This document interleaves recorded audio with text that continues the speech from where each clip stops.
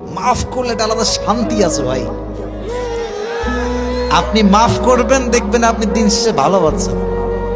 আর আপনি খালি ভাববেন যে আমি প্রতিশোধ দিব, ওরে আমি দেখে ছাড়বো, রিভেঞ্জ নিয়ে ছাড়বো, আপনি প্রতিশোধের আগুনে জ্বলে পড়ে ছারখার হয়ে যাবেন। So you have to forgive everyone from your heart. মন থেকে মাফ করবেন, হৃদয়ের প্রশান্তি দান করবে। একজন আওয়াজ দিয়ে বলেন, তিনি কে? মাফ করা শিখবো। আর যুবকদেরকে বলবো, তোমরাও মাফ করা শেখো। বেঈমানদেরকে তোমরা আল্লাহর জন্য ছেড়ে দাও, আল্লাহ ওদেরকে দেখে নেবে ইনশাআল্লাহ। যারা প্রতারক, যারা বিশ্বাসঘাতক, যাদের কথা কাজে মিল নাই, এদের সাথে কোনো সম্পর্কের দরকার নাই। এদের জন্য আল্লাহ একাই যথেষ্ট। ঠিক কিনা বলেন যুবকেরা? আমরা তো বড় মনের মানুষ, আমরা তো ব্রড মাইন্ডেড পার্সোনালিটি বিলং করি। আমরা মাফ করে দিব, বাদ বাকি আল্লাহ ভরসা। ঠিক কিনা যুবকেরা?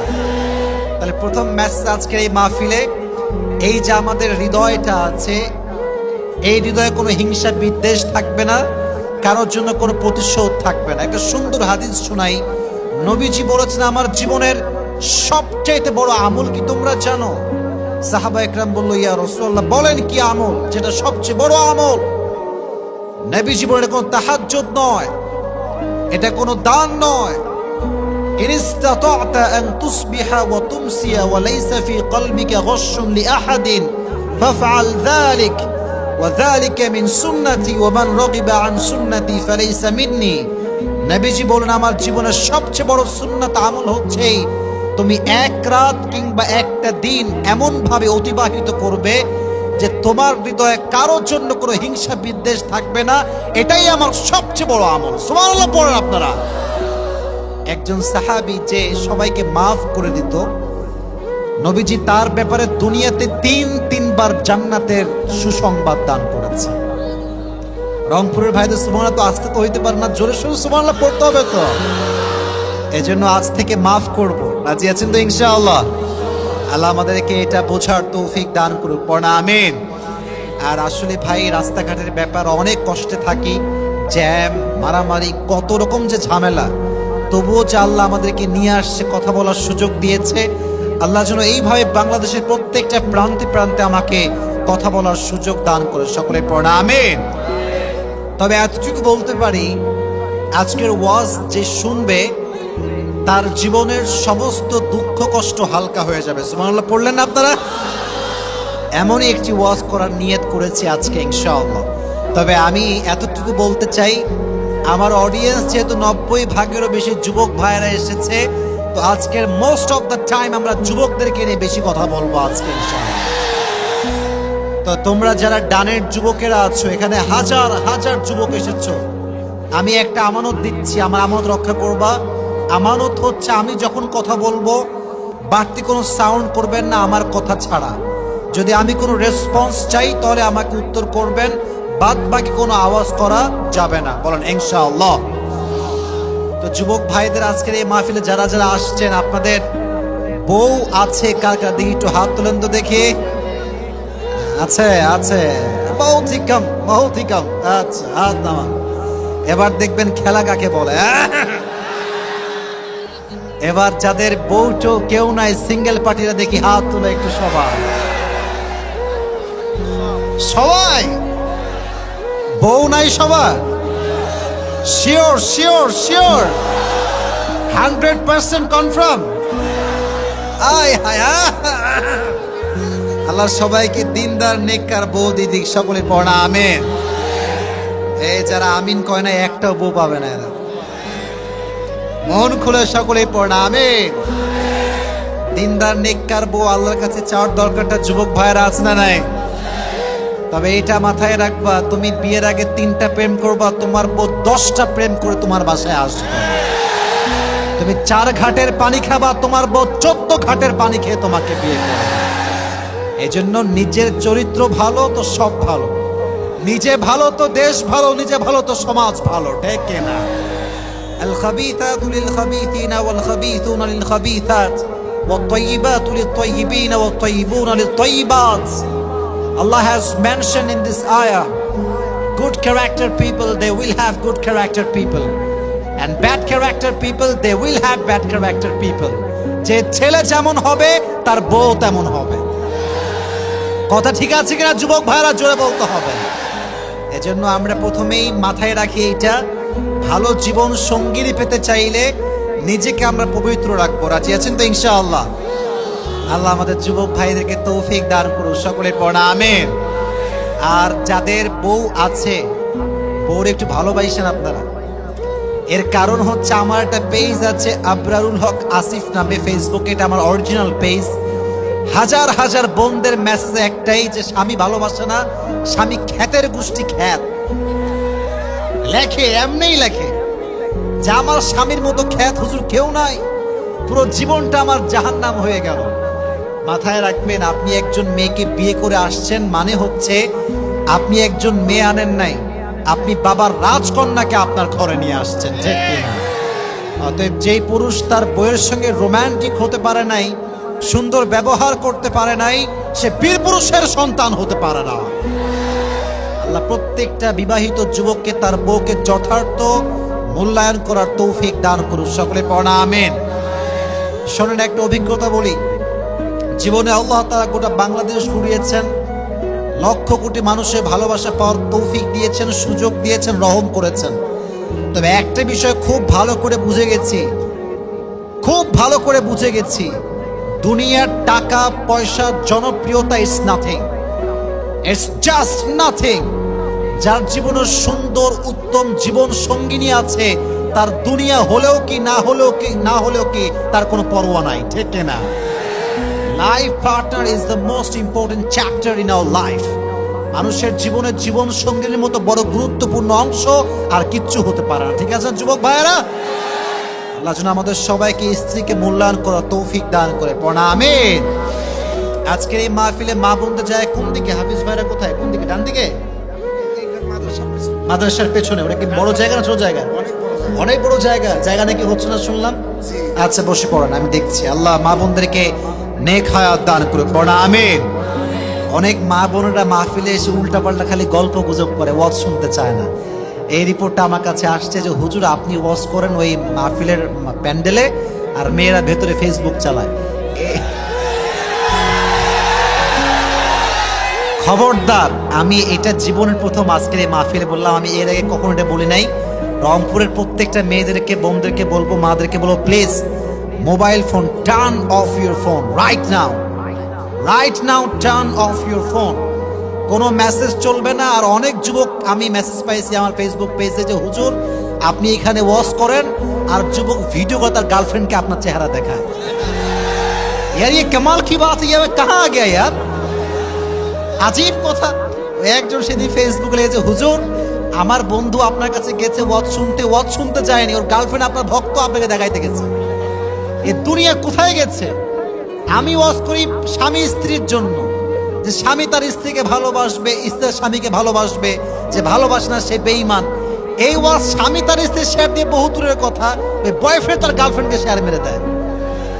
ওয়াজের ধাস বুঝতে হবে, কথা বুঝতে হবে, বুঝবেন তো ইনশাআল্লাহ? আমার বোনেরা প্লিজ মেহরবানি করে মোবাইল ফোনটা অফ রাখবেন।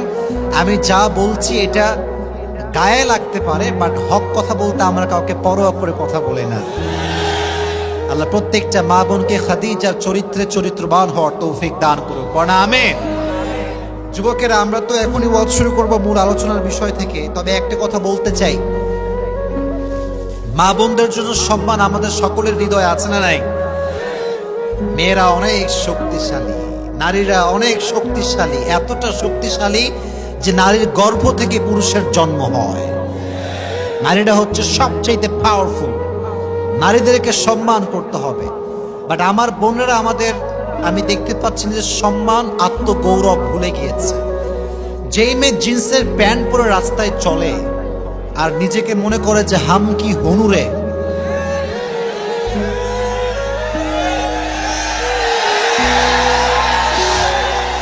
আসলে বোন আপনি কিছু হতে পারেন নাই।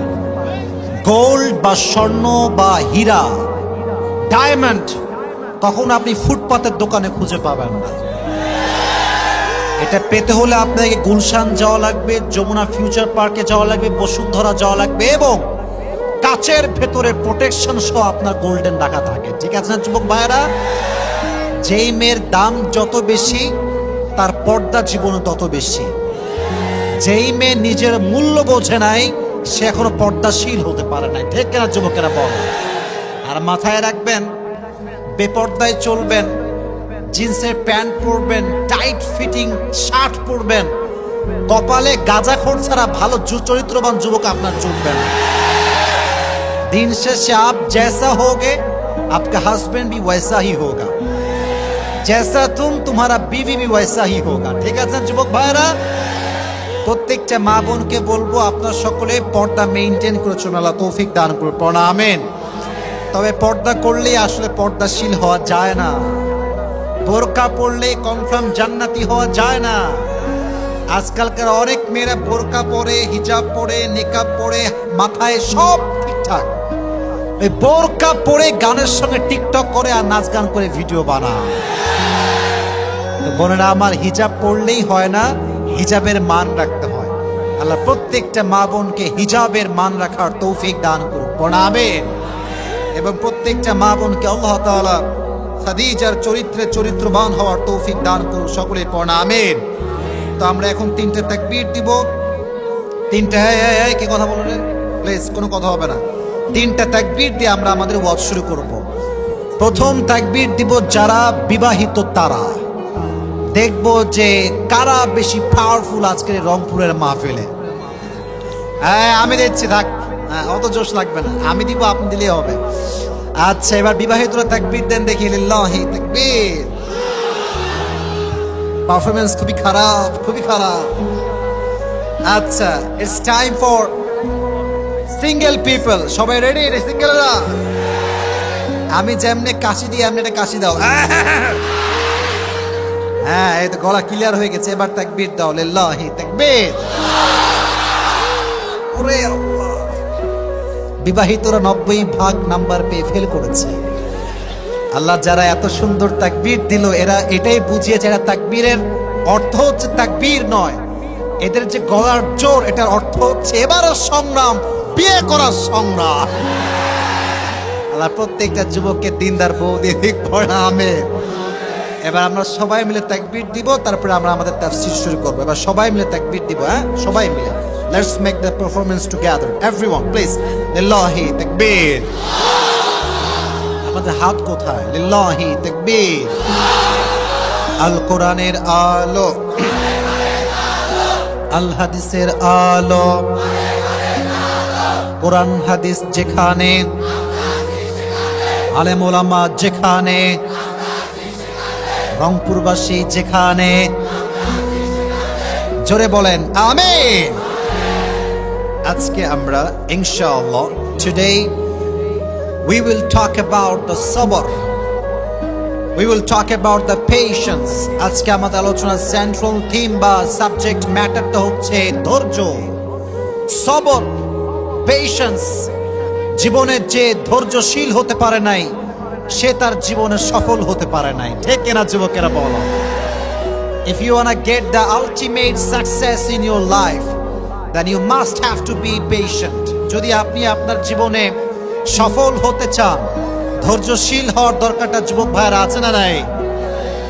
ভাইরে কিছু হয়নি এরকম চিল্লান কেন? আচ্ছা আমি বলি এই যে ক্যামেরাম্যানটা দিয়েছে হয়তো একটু কম দেখা যাচ্ছে, তবে মাথায় রাখবেন ক্যামেরাম্যান আছে বলেই আজকে এই মাহফিলে চতুর্পাশে যুবকদের গণজোয়ারের বাপ ভাঙ্গা জোয়ার নেমেছে। আমার ভিডিও দেখেই তো আপনারা আসছেন, সুযোগ দেন। আর আমি তো লম্বা মানুষ, চেয়ারও লম্বা, আমি ডান বাম হব, সবাই আমাকে দেখতে পাবে। প্লিজ কোনো আওয়াজ করবেন না। তাহলে আজকে আমাদের আলোচনার সেন্ট্রাল থিম বা সাবজেক্ট ম্যাটার হচ্ছে সবর। জোরে বলতে হবে, নামটা কি? এ তোমরা কথা বলো না কেন? বলেন সবাই মিলে বলেন সবর। এবার বলেন ধৈর্য। জীবনে সফল হতে লাগবে কি? বলবেন হুজুর এটা তো খুবই কমন ওয়ার্ড, সবর তো খুবই একটা ফেমাস শব্দ, সবাই জানে সবর করতে হবে। বাট সবর একটা লেভেল আছে। কেমনে সবর করবেন? সাহাবা একরাম কেমন করে সবর করেছেন, নবীজির স্ত্রীরা কেমন করে ধৈর্য ধারণ করেছেন, নবীরা কেমন করে সবর ধারণ করেছেন, কোরআন থেকে জানার দরকারটা যুবক ভাইরা আছে না নাই? আছে না নাই? ধৈর্য হচ্ছে এমন একটা যন্ত্র যা কখনো ব্যর্থ হয় না, এমন একটা তীর যা কখনো লক্ষ্য ভ্রষ্ট হয় না। ধৈর্য এবং সফলতাকে আল্লাহ তাআলা এক এমন বিজয়ী সৈনিক বানিয়েছেন যা কখনো পরাজিত হয় না। সুবহানাল্লাহ পড়লেন না? ধৈর্য এবং সফলতা হচ্ছে সহোদর ভাইয়ের মতো। যে ধৈর্যশীল হবে সে সফল হবে, আর যে হাল ছাড়বে সে অসফল হয়ে যাবে। ঠিক কিনা যুবকেরা? ওয়াস্তাঈনু বিস-সাবরি ওয়াস-সালাহ। আল্লাহ বলছেন তোমরা আমার কাছে সাহায্য চাও দুইটা জিনিসের মাধ্যমে, এক হচ্ছে ধৈর্য, দুই হচ্ছে নামাজ। বলেন যুবক ভাইরা, এক নম্বরে কি? বলেন জোরে, এক নম্বরে কি? দুই নম্বরে নামাজ। দুইটা জিনিস দিয়ে আমার কাছে সাহায্য চাও। তোমার সাহায্য চাওয়ার সঙ্গে সঙ্গে আমি আল্লাহর গায়েবী সাহায্য তোমার কাছে পৌঁছে যাবে। সুবহানাল্লাহ পড়ে। দিস ইজ দ্য সাবর। এটা হচ্ছে ধৈর্য।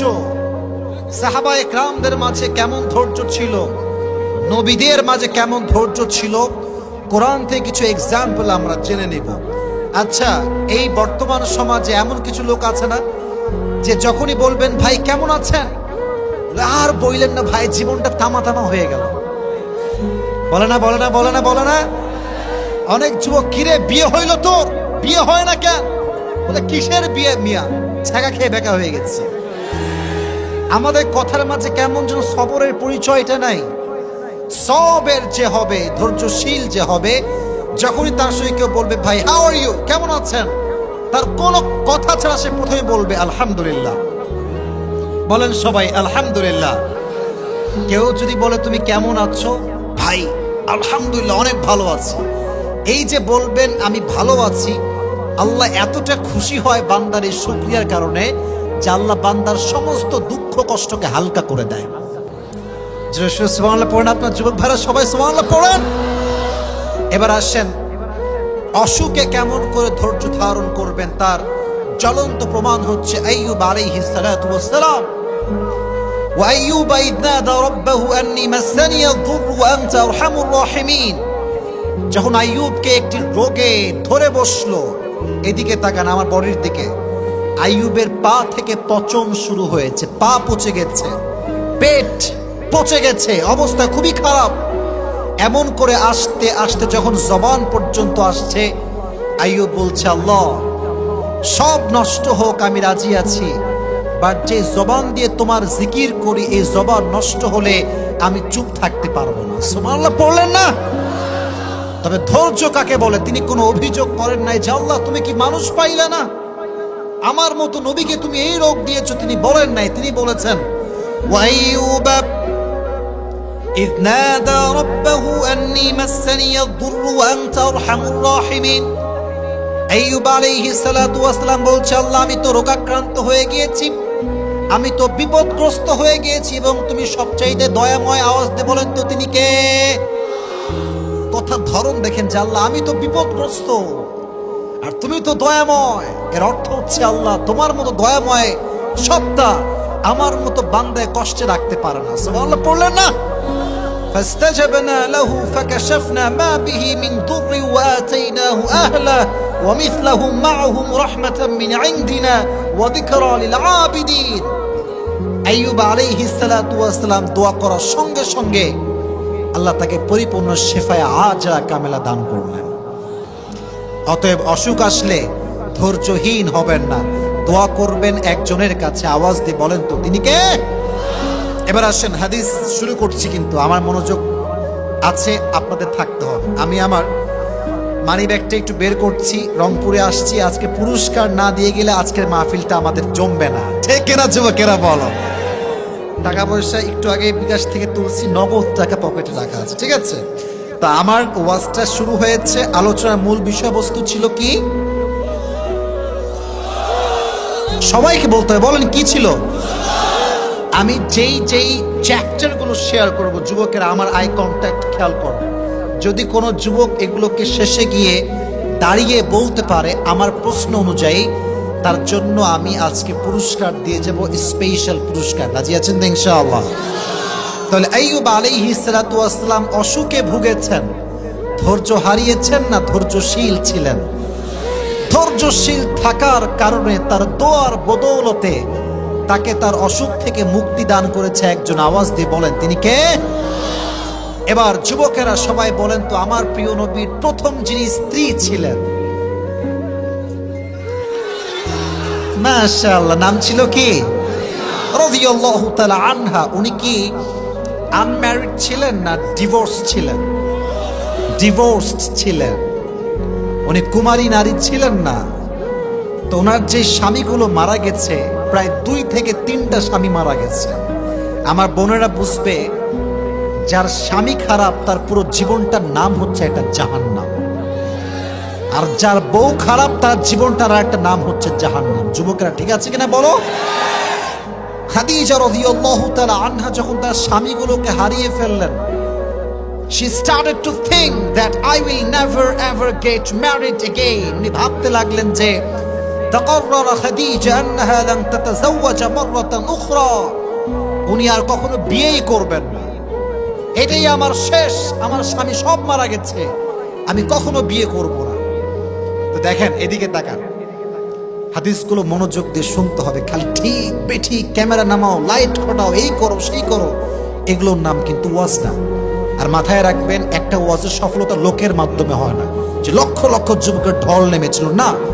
This is not a success of lecture, this is not a success of ওয়াজ মাহফিল।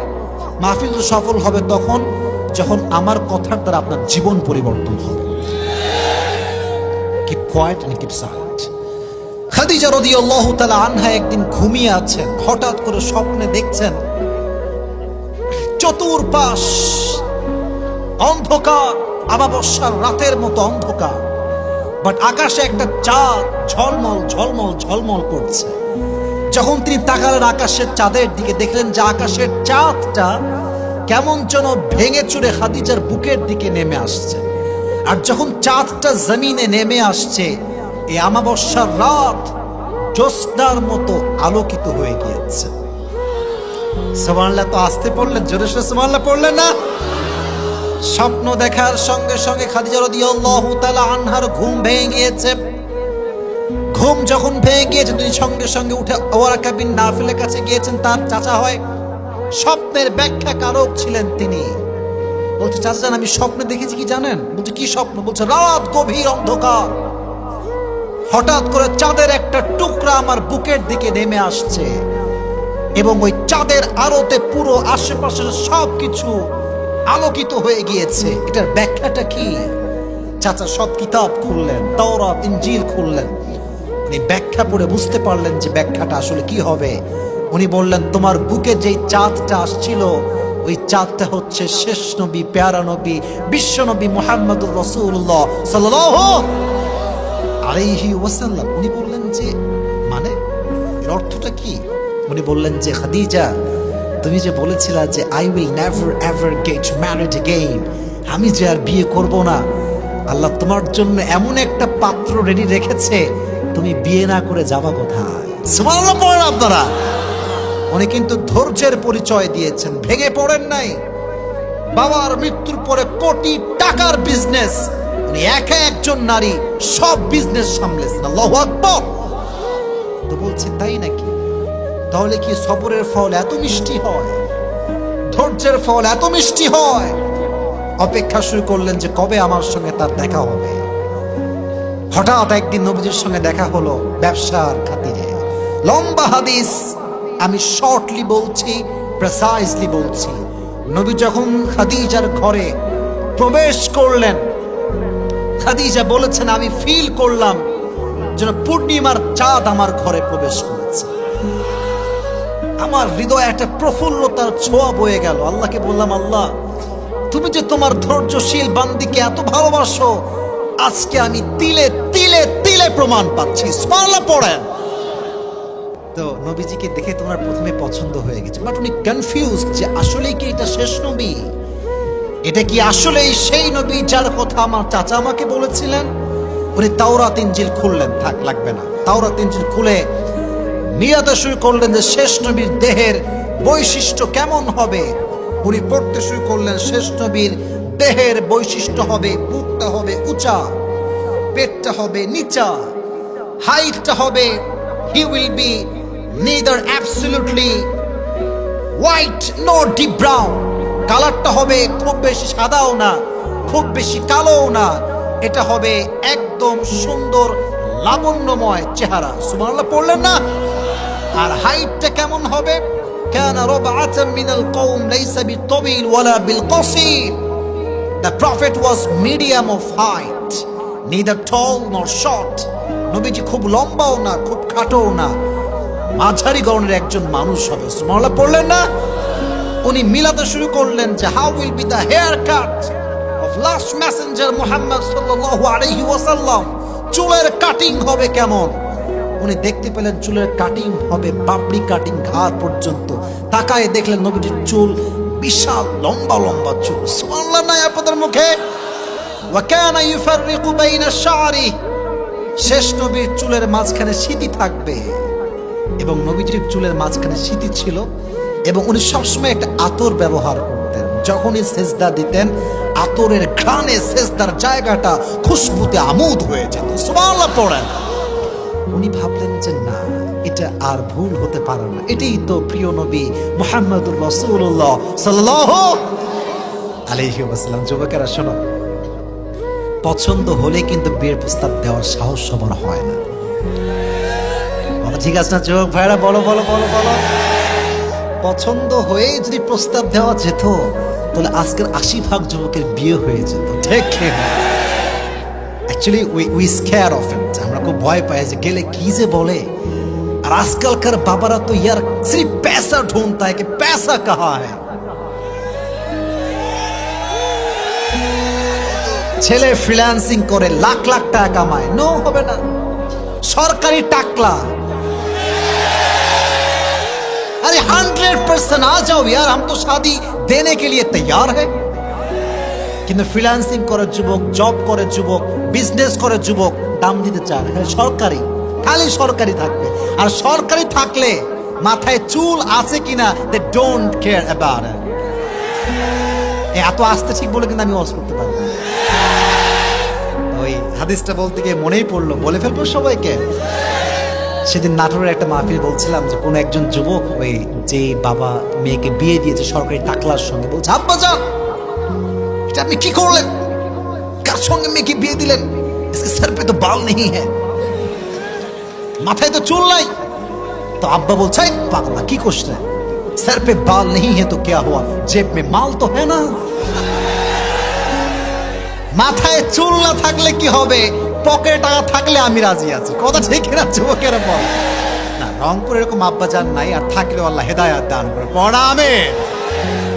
তো খাদিজা কেমনে প্রস্তাব দিবে? ধৈর্যের পরিচয় তো দিয়েছে, লম্বা সময় বিবাহ করে নাই, সবর করেছে আল্লাহ কবে দিবে আমাকে life partner, the best life partner কবে আসবে। তো কেমনে বিয়ের প্রস্তাব দেওয়া যায়, এটা টেকনিক শিখে নাও।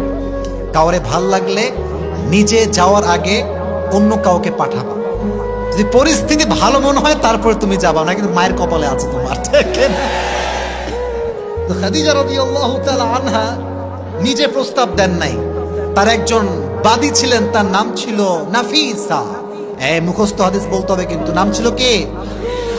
নাফিসাকে বলছে, নাফিসা শোনো, এই ব্যক্তিকে আমার বড্ড পছন্দ, আমি তাকে স্বামী হিসেবে গ্রহণ করতে চাই, বাট প্রস্তাব দেওয়ার সাহস নাই, please help me, I need your help, একটু সাহায্য করো আমাকে। বলছে তাই নাকি, আমি তো আপনার বান্দি, কোনো সমস্যা নেই, আমি যা বলবেন তাই রাজি আছি। চলে গিয়েছে। ট্রিক দেখেন, কথাগুলোর ধাঁচ বুঝবেন, খালি ঠিক বেঠিক বললেই হবে না। নবীজি বসে আছেন, নবীজির বয়স হচ্ছে 25 years old, 25 বছর। কত বছর? দাঁড়ায় থাকা ভাইরা কথা কয় না, বলো না কত বছর? 25 বছর। নাফিসা আসছে, নাফিসা কিন্তু বয়স্ক মানুষ। এসে বলছে আসসালামু আলাইকুম। নবীজি বলছে ওয়ালাইকুম আসসালাম, কাইফা হাল, কি খবর? আলহামদুলিল্লাহ ভালো আছি। কি খবর, আসছেন কেন? বলছে আচ্ছা একটা প্রশ্ন করতে চাই, যদি মাইন্ড না করেন। নবীজি বলছে বলেন, আমি মাইন্ড করবো না, বলেন। আচ্ছা আপনার বয়স কত? বলছে বয়স তো ভালোই হয়েছে, 24 না 25 হয়ে গেছে। আচ্ছা 25 বছরের বয়স, বিয়ে করেন না কেন? বলছে কি বিয়ে করবো, টাকা পয়সার বড্ড অভাব। টাকা পয়সা কি বিয়ে করা যায়? আমার কোনো জব নাই, চাকরি নাই, তাই বিয়ে করতে পারছি না, but actually I am looking for religious girl, আমি দেখছি কোথায় ভালো মেয়ে পাওয়া যায়। তো নাফিসা বলছে তার মানে আপনার কাছে ল্যাকিং অফ মানি, রাইট? বলছে হ্যাঁ, lacking of money, lacking of job, business, আমি খুবই অভাবী একজন যুবক। আচ্ছা, একটা একটা একটা কথা বলে রাগ করবেন না তো? বলছে বলেন কি সমস্যা বলেন। বলছে আমার কাছে এমন একজন মেয়ে আছে যাকে বিয়ে করলে আপনার না লাগবে ঘর, না লাগবে মোহর, না লাগবে টাকা, না লাগবে খাওয়াইতে। আপনি তারে বিয়ে করবেন, তারে কিছু দেওয়া তো লাগবে না, লাগবেই না, বরং সেই আপনাকে সব কিছু দিয়ে দিবে। না সুবহানাল্লাহটা জোরে সোরে হয় নাই। নবীজি হি ওয়াজ জাস্ট শকড। কি এরকম মেয়ে কি এই যুগে পাওয়া যাবে? আদৌ কি পসিবল এটা? বলছে অবশ্যই পসিবল। বলছে মাসমুহা, তার নামটা কি? বলছে তার নাম হচ্ছে বিবি খাদিজা। সুবহানাল্লাহ পড়েন। সত্য কথা হচ্ছে নবীজি প্রথম দেখায় খাদিজাকে পছন্দ করেছেন, তো আগে থেকে হৃদয়ে একটা জায়গা আছে। উনি বললেন তাই নাকি, আমি তো আগেই রাজি, তবে একটা কাজ আছে, আমার একজন রিলেটিভ আছে, তার নাম হচ্ছে আমার চাচা আবু তালেব। নামটা কি? ওনাকে ছাড়া আসলে আমি বিয়েটা করতে পারবো না। তো ঠিক আছে, তাই হবে, নিয়ে আসেন চাচাকে। চাচাকে নিয়ে আসা হলো, ডিল ফাইনাল হয়ে গেল, বিয়ের দিন তারিখ ধার্য হয়ে গেল। নবীজি কি দিবে মোহর হিসেবে? কিচ্ছু নাই। আবু তালেব 20টা উট নিয়ে আসলেন। বলছে ইয়া খাদিজা, তোমাকে দেওয়ার মতো কোনো কিছু আমাদের কাছে নাই। You are the richest girl in Medina, তোমার মতো ধনাঢ্য নারী এই তল্লাটে কেউ নাই। 20টা উট দিলাম, যাও। খাদিজা 20টা উট নিয়েছেন, বাট বিয়ের পরে ওই 20টা উট মানুষের ওয়ালিমা হিসেবে আবার জবাই করে দিয়েছেন। সুবহানাল্লাহ পড়েন। বিয়ে হয়ে গেল। বাসর রাত যখন হলো, রাতের বেলা নবীজি এসেছেন ঘরে। খাদিজা বলছে ইয়া রাসূলুল্লাহ, ইয়া হাবিবাল্লাহ, যদিও বা তখন নবীজি নবুয়ত পান নাই, বাট ডেকেছেন ইয়া মুহাম্মদ, বা নবীকে ডেকেছেন। বলছেন যে শোনেন, আমি যে ধৈর্যশীল ছিলাম, সবর ছিলাম, এই একটা ধৈর্যের গুণের বিনিময়ে আল্লাহ আপনার মতো মানুষকে আমার জীবন সঙ্গী হিসেবে পাঠিয়ে দিয়েছেন। যুবক তোমরা খুবই ডিপ্রেসড, আরে কবে বিয়ে হবে, পাই না কেন রে? আরে বেটা, ধৈর্যশীল হতে হবে। এমন একটা ভাগ্যে তোমার জুটবে যে তোমার ভাগ্যে তোমার বন্ধুরা আশেপাশেও নাই। ঠিক কিনা যুবকেরা বল? ধৈর্যশীল হও। তোমার যে বন্ধুর বউটো আছে বলে কিরে তোর তো জীবনে বিয়ে হবে না রে, তুমি বললো বেটা তুই খালি একটু থাম, এমন একটা বিয়ে করবো তুই আশেপাশে ভিড়ার সাহস পাবি না। ঠিক কিনা যুবকেরা? You must have to be patient. ধৈর্যশীল হবে যে তাকে উত্তম জীবন সঙ্গী দান করবে একজন। আওয়াজ দিয়ে বলেন তো তিনি কে? এবার আসেন, অভাবের ক্ষেত্রে কেমন করে ধৈর্যশীল হবেন এটার জন্য প্রশ্ন করতে হবে। বলেন তো নবীজির একজন মাত্র কলিজার টুকরা মেয়ে ছিল যার দ্বারা নবীজির বংশ বিস্তার পেয়েছে। রাইট রাইট রাইট, নাম বলেন। ফাতিমা রাদিয়াল্লাহু তাআলা আনহা, তার দুটি সন্তান ছিল, তার নাম ছিল কি? হাসান এবং হোসেন। এবার বলেন, হাসান এবং হোসেনের আব্বার নাম ছিল কি? সর্বনাশ। মারহাবা বলেন আপনারা সবাই। অডিয়েন্স দেখছেন আমার সব কাট টু কাট জবাব দিচ্ছে। এরকম অডিয়েন্স থাকলেই তো ওয়াজ করে মজা পাওয়া যায়। ঠিক কিনা যুবকেরা বল? দেখেন অভাবে ধৈর্যশীল কেমন করে হবেন। এবং আমি ওয়াজটা এই জন্য করছি, হাজার হাজার যুবক আজকে রংপুরের মাটিতে আমরা এসেছি। Maximum people we are from middle class family. আমরা মধ্যবিত্ত পরিবারের সন্তান। তবে এটাতে আমাদের কোনো আফসোস নেই, আক্ষেপ নেই। নবীজির হাদিস আছে, গরিবরা বড় লোকের চাইতে 500 বছর আগে জান্নাতে প্রবেশ করবে। Are you happy? Are you happy? আজ থেকে এটা প্রাউড ফিল করে বলবেন যে আরে বেটা, আমি গরিব হতে পারি, আমি মধ্যবিত্ত পরিবারের সন্তান হতে পারি, বাট আমি আল্লাহর কাছে একজন প্রিয় বান্দা। সুবহানাল্লাহ পড়ে। তো একদিন আলী রাদিয়াল্লাহু তাআলা আনহু এবং ফাতেমার ঘরে এত অভাব দেখা দিল, 3 দিন যাবত কোনো রান্না নাই। এবার আলী রাদিয়াল্লাহু তাআলা আনহু বড্ড ক্ষুধার্ত হয়ে গেলেন। ডাক দিয়ে বললেন, ইয়া ফাতেমা, তোমার আব্বার কাছে যাও, গিয়ে কিছু চেয়ে নিয়ে আসো আমার জন্য। আব্বার কাছে যাও, আমার জন্য কিছু খাবার চেয়ে নিয়ে আসো। ফাতেমা রাদিয়াল্লাহু তাআলা আনহা বাধ্য হয়ে বের হয়ে গেলেন, বাবার কাছে গেলেন। ডাক দিয়ে বলছেন, আব্বা জান, ইয়া রাসূলুল্লাহ, ইয়া হাবিবাল্লাহ, 3 দিন যাবত বাসায় কোনো রান্না নাই, আমাদের কিছু দান করেন। এবার নবীজি ধৈর্যের পরীক্ষা নেওয়া শুরু করছেন। বলছে, ইয়া ফাতেমা, এই তোমরা কই যাও? বসো, এখানে বসো, কোনো বিশৃঙ্খলা করবে না, খবরদার। বলছে, ইয়া ফাতেমা, শোনো, আমার কাছে 5টা দোয়া আছে আর 5টা প্রক্রিয়া আছে। Which one you wanna take? তুমি কোনটা নিবা? ধৈর্যের পরীক্ষা। ফাতেমা বলছে, আব্বাজান, আমার 5টা প্রক্রিয়া লাগবে না, আমাকে 5টা দোয়া শিখাই দিলেই আমি খুশি। জোরে সুবহানাল্লাহ পড়লেন না? তো দোয়াগুলো আপনারাও পাঠ করেন, সকলেই বলেন, ইয়া আউয়ালাল আউয়ালিন। না, এটা আসতে হয়ে গেছে। ইয়া আউয়ালাল আউয়ালিন, ইয়া আখিরাল আখিরিন, ইয়া যাল কুওয়াতিল মাতিন, ইয়া রাহিমাল মাসাকিন। এবার জোরে সোরে সকলেই পড়েন, ইয়া আরহামার রাহিমিন।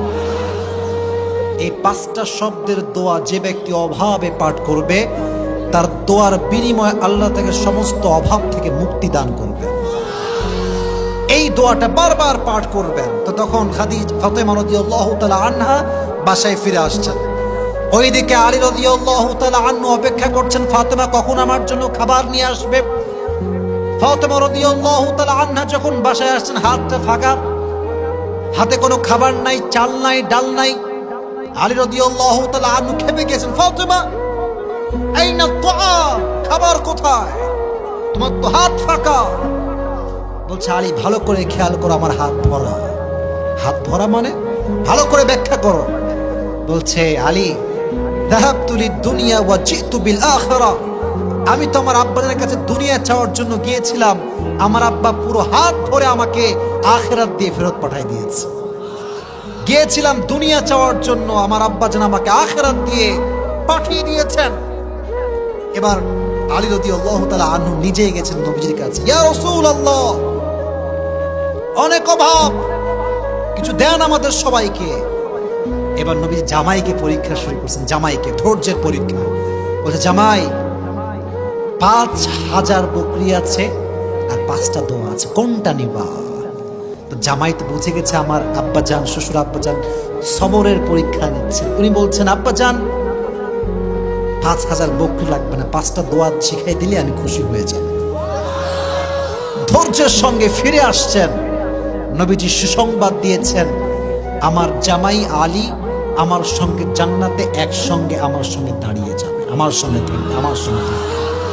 তাহলে বোঝা গেল, অভাব আসলে ধৈর্যশীল হওয়ার দরকারটা যুবক ভাইয়েরা আছে না নাই? আছে না নাই? আর যদি অভাব আসে, 5টা বাক্য বেশি বেশি পড়বেন। ইয়া আউয়ালাল আউয়ালিন, ইয়া আখিরাল আখিরিন, ইয়া যাল কুওয়াতিল মাতিন, ইয়া রাহিমাল মাসাকিন, ইয়া আরহামার রাহিমিন। এই 5টা বাক্য বেশি বেশি পাঠ করলে আপনার অভাব দূর করে দিবে একজন, তিনি কে? তাহলে অভাব আসলে আমরা অভিযোগ করবো না যে আল্লাহ তুমি গরিব কেন বানালা। গরিব হয়ে আমি খুশি হলাম এই জন্য যে কিয়ামতের দিন আমার হিসাব সহজ হয়ে যাবে। ঠিক কেনা যুবকেরা বলো? এবার আসেন, মাঝে মাঝে আমাদের জীবনে এমন হয় না যে মানুষ আমাদেরকে মিথ্যা অপবাদ দেয়? দেয় না, দেয় না, দেয় না, দেয় না, দেয় না? দেখবেন মিথ্যা অপবাদ এত খারাপ, এত খারাপ।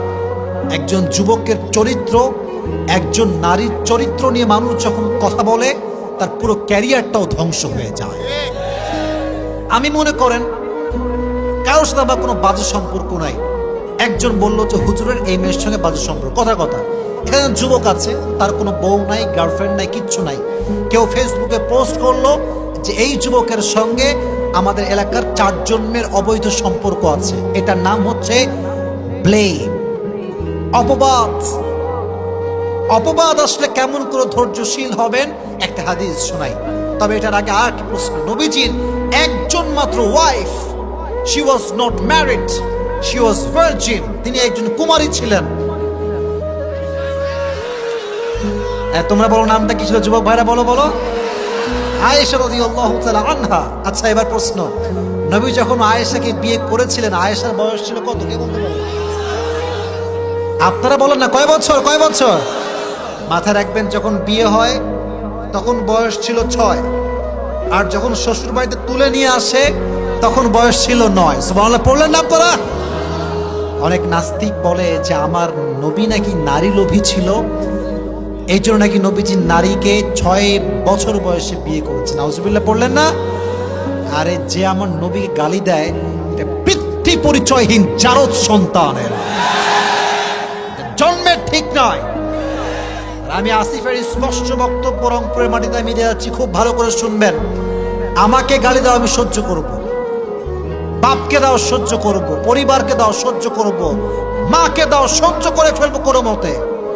বাট আমার নবীকে নিয়ে একটা টু শব্দ বলবা, আমার দেহে 1 ফোঁটা রক্ত যতক্ষণ পর্যন্ত আছে এটা আমি চুল পরিমাণ বরদাস্ত করতে পারবো না। এটার নাম হচ্ছে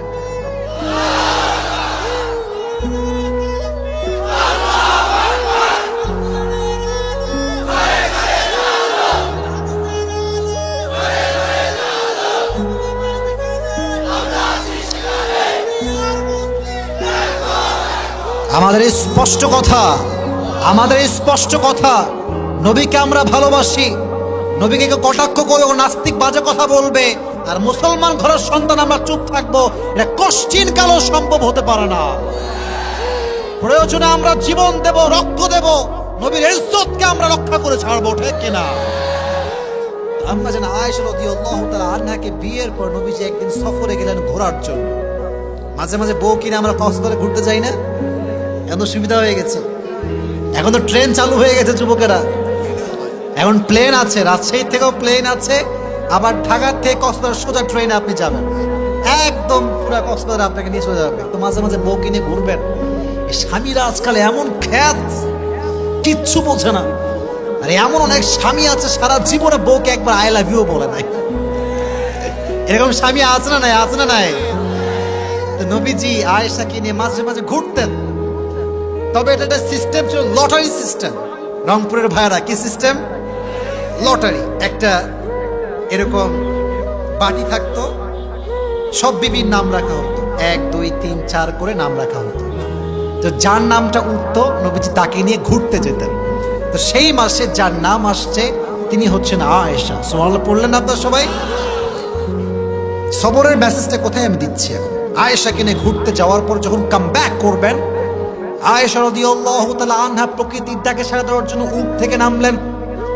আগের যুগে এটাকে বলা হতো হাউদাজ, পালকি, পালকিতে চড়ে ঘোরা হতো। তো আয়েশা রাদিয়াল্লাহু তাআলা আনহা ছিলেন, she was slim, she was not a fat. তিনি একজন স্লিম বডির মানুষ ছিলেন। তো দেখবেন স্লিম বডির মানুষ যখন রিক্সায় ওঠে, রিক্সাওয়ালা বোঝে না যে পেছনে কেউ আছে কিনা। আর যখন একটা মোটু মার্কা লোক ওঠে, দুইজনের জায়গা ও একাই খেয়ে ফেলে, ঠিক খেরা যাবে কিনা। তো আয়েশা রাদিয়াল্লাহু তাআলা আনহা ছিলেন স্লিম। কেন বললাম একটু সামনে বুঝবেন যে আমি কেন এটা শেয়ার করলাম। তো যখন উনি প্রকৃতির ডাকে সাড়া দেওয়ার জন্য নেমে গেছেন, ওই সাহাবী দূরে গিয়েছে, ওইও প্রকৃতির ডাকে সাড়া দেওয়ার জন্য গিয়েছে। তো যখন ফিরে আসছে, যেহেতু এটা উটের হাউদাজ, পালকি, পালকিতে কি নামানো থাকে? পর্দা। বলেন কি থাকে? ভেতরে কিছু সহজে দেখা যায় না। তো ওই সাহাবী ভেবেছে যে আয়েশা মনে হয় ঢুকে গিয়েছে, বসে পড়েছে, চিকন মানুষ তো বোঝা যায় না।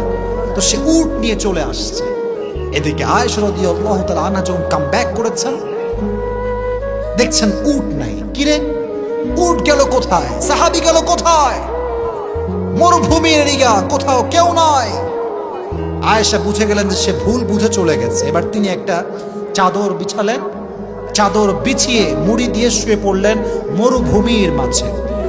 ওই সফরে একজন সাহাবী, তার নাম হচ্ছে আব্দুল্লাহ ইবনে মুআত্তাল রাদিয়াল্লাহু তাআলা আনহু, তাকে নবীজি দায়িত্ব দিয়েছেন লস্ট অ্যান্ড ফাউন্ডের। যখন আমরা পিকনিকে যাই দেখবেন মাইক নেই, এই ছাত্ররা উঠে পড়ো বাসে, কে কোথায় আছো উঠে পড়ো, দায়িত্ব থাকে যে কেউ মিসিং না হয়ে যায়। তো আব্দুল্লাহ ইবনে মুআত্তাল যখন বুঝতে পারলো আয়েশা নেই, তখন তিনি চলে গেলেন খোঁজার জন্য। দেখলেন যে উনি এভাবে কাপড় বিছিয়ে মুড়ি দিয়ে শুয়ে আছেন, খুবই স্লিম একজন মানুষ। উনি গিয়ে, যেহেতু পর্দার আয়াত নাজিল হয়েছিল, উনি একটা কাশি দিলেন। আয়েশা রাদিয়াল্লাহু তাআলা আনহা বুঝতে পারলেন যে আমাকে রিসিভ করার জন্য লোক এসেছে। আয়েশা রাদিয়াল্লাহু তাআলা উঠে খুব সুন্দর করে মুড়ি টুড়ি দিয়ে পর্দা করে রেডি হলেন, উটের হাউদাজে উঠলেন। কিন্তু এদিকে সব সাহাবা একরাম ফিরে গেছে বাসাতে, কেউ নয়। সব সাহাবা একরাম যার যার গন্তব্যে পৌঁছে গিয়েছে। যখন আয়েশা একাই তার সঙ্গে ফিরে আসছে সে দূরের সফর থেকে, তখন মুনাফিকের সর্দার আব্দুল্লাহ ইবনে সালুল সুযোগ খুঁজে পেয়েছে অপবাদ দেওয়ার জন্য। যখন সে সকালবেলা ফিরে আসছে সারা রাত সফর করে, আব্দুল্লাহ ইবনে সালুল গোটা মদিনার ভেতরে প্রোপাগান্ডা ছড়িয়ে দিয়েছে যে মুহাম্মদের বিবি আয়েশার সঙ্গে আব্দুল্লাহ ইবনে মুআত্তলের জিনার সম্পর্ক আছে। নাউজুবিল্লাহ, তো আস্থা হয়ে গেল আপনাদের সবার।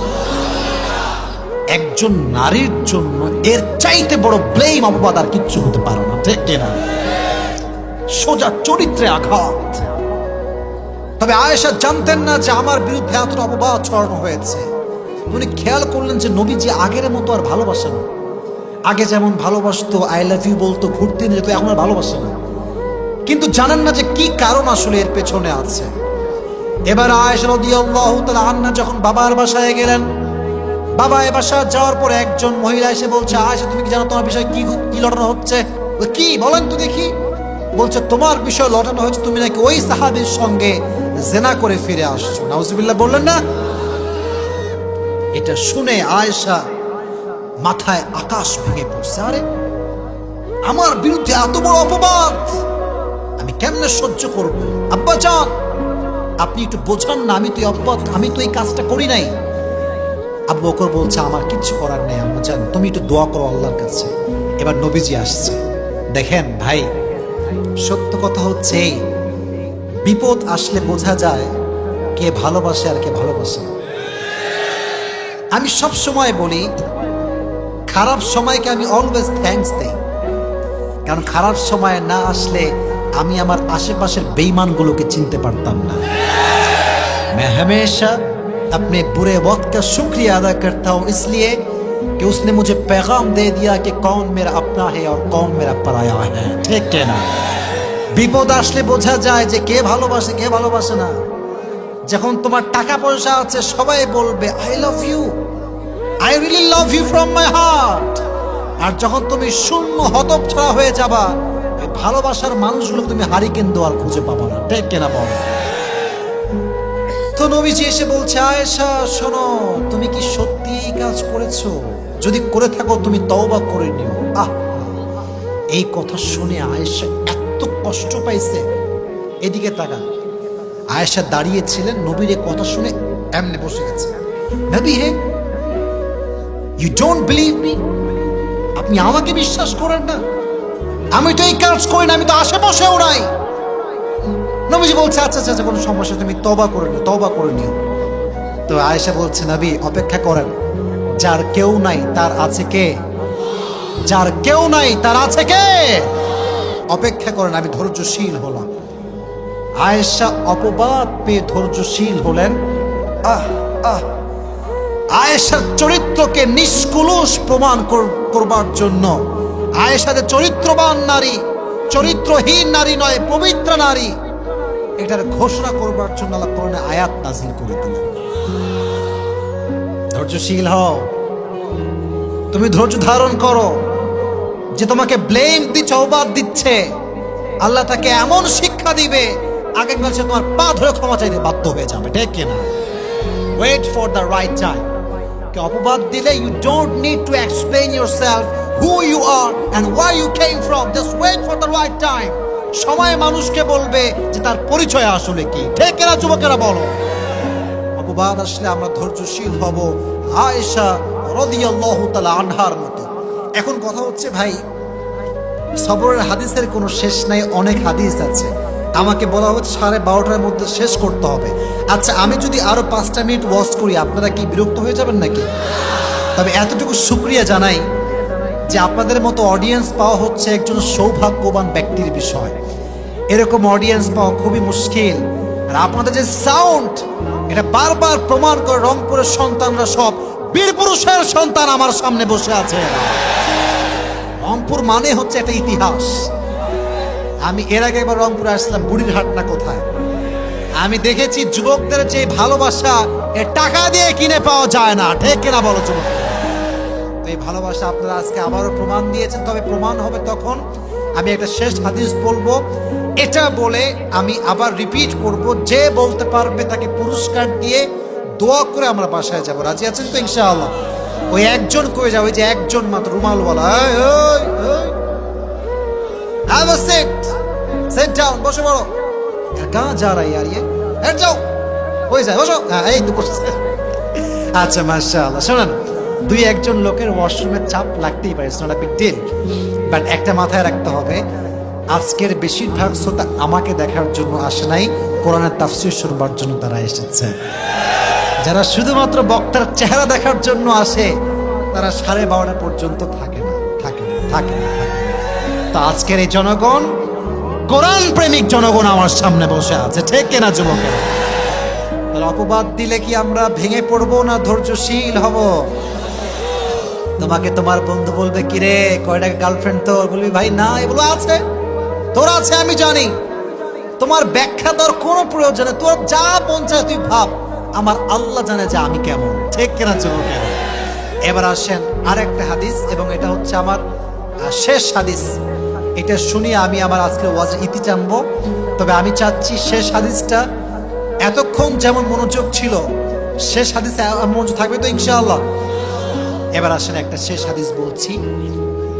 বলেন তো, কোরআনে একজন নবীর নাম আছে, যেই নবীকে মাছ তার পেটে নিয়েছিল। কোরআনে এই নাম আছে না নাই? মাশাআল্লাহ। ইউনুস আলাইহিস সালাম যখন মাছের পেটের ভেতরে, ওখানে কোনো মন্ত্রী টেলিফোন চলবে? হ্যাঁ, এটা আমার লোক রে, ছেড়ে দে, চলবে এটা কি? সমুদ্রের নিচে কোনো কানেকশন আছে কি? গ্রামীণ ফোনের, বাংলালিংকের কানেকশন আছে, রবির কানেকশন আছে নাকি? মানে কানেকশন আছে এক সত্তার, তিনি কে? আল্লাহ কানেকশন আছে।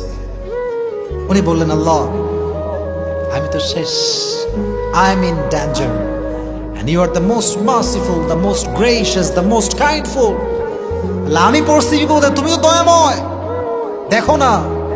উনি দোয়া ইউনুস পাঠ করলেন, সবাই পড়েন লা ইলাহা, পড়েন না সবাই দোয়া ইউনুস, সবাই পড়েন লা ইলাহা ইল্লা আনতা সুবহানাকা ইন্নী কুনতু মিনাল যালিমিন। আল্লাহ রে বাঁচাও, আল্লাহ বাঁচাও, আমি শেষ, মাছের পেটে আমারে কেউ উদ্ধার করতে পারবে না। আল্লাহ বলছে, কেউ না পারলে আমি তো পারবো। মাছ দোয়া পাঠের সঙ্গে সঙ্গে ধৈর্য নিয়ে সে বসে আছে মাছের পেটে। এমন একটা বমি করেছে মাছটা জলের ভিতর থেকে, একটা বমিতে ইউনুস আলাইহিস সালাতু ওয়াস সালাম একদম মাটির উপরে এসে পড়ছে। সুবহানাল্লাহ পড়লেন না? এই যে ইউনুসকে মাছের পেট থেকে রক্ষা করেছেন ধৈর্যের কারণে একজন, তিনি কে? বলেন না, বলেন না, বলেন না। বিপদে আপদে দোয়া ইউনুস বেশি বেশি পাঠ করবেন, দেখবেন আপনার সমস্ত বিপদ আল্লাহ হালকা করে দিবে। রাজি আছেন তো ইনশাআল্লাহ? তাহলে আজকের ওয়াজের সারাংশ, summary of the lecture is, in every kind of situation you must have to be patient. There is no alternative way of sabr. If you want to get the ultimate success in your life, then there is no alternative way of sabr. যে ধৈর্যশীল হয়েছে তার সফলতা আল্লাহর পক্ষ থেকে চূড়ান্ত হয়ে গিয়েছে, ঠিক কিনা? তো জীবনের প্রতিটা ধাপে ধাপে ধৈর্যশীল হওয়ার দরকারটা যুবকরা, আব্বাজানরা আছে না নাই? তাহলে এবার আসেন, আমি আমার ওয়াজ পুরোটা রিপিট করছি, what ever I have said before. তাকবীর দেন সবাই, লিল্লাহি তাকবীর। হাত কোথায়? লিল্লাহি তাকবীর। আল কোরআনের আলো, আল হাদিসের আলো।